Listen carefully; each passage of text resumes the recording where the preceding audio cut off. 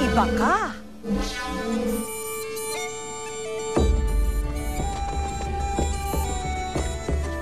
Well, it's our runners! Napanood ng marami ang kakaibang musika ng mga Highland bagpiper ng Scotland sa pelikulang Braveheart. Pero ang hindi alam ng marami ay hindi lamang pala matatagpuan ang mga ito sa mga bansa sa Europa. Dito sa Pilipinas, 4 na taon nang ito ang trabaho ni Roy Espiritu. Ang kaisa-isang bagpiper, kumpleto sa costume at instrumento. May dugong Scot si Roy, kaya naman naengganyo siya na pag-aralan ng musika ng kanyang kinalakihan. Bagamat walang formal na training sa pagtutugtog ng bagpipe, matyaga niyang inaral ang instrumentong ito. Musician ako ever since. And I grew up yung nakikinig sa ganong klaseng yung mga music ng bagpipe. So magandang dating sa akin. Nagtatrabaho si Roy bilang marketing executive sa isang telecom company.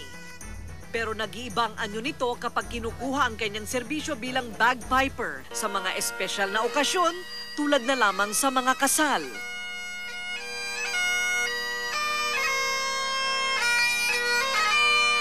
Ayun, nakita ko siya sa FHM 2003 edition. So, nung kasal namin, naalala ko, sabi ko, parang merong bagpiper doon na Pinoy. And then, tinawagan ko siya kung pwede siya magtugtog doon sa wedding namin.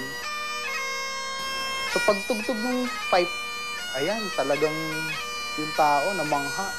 At tulad ng elegante at madamdaming mga seremonyas ng mga taga-ibang bansa, kakaibang konsepto ng libing ang hatid ni Roy. Gustong-gusto ng family. Sabi nila, it's something unusual but it creates significance dun sa buong wake. Nais ni Roy na dumami pa ang makikilalang bagpiper dito sa ating bansa. At sinisimulan na niya ito ngayon sa 6 na taong gulang niyang anak na si Cholo. I can imagine.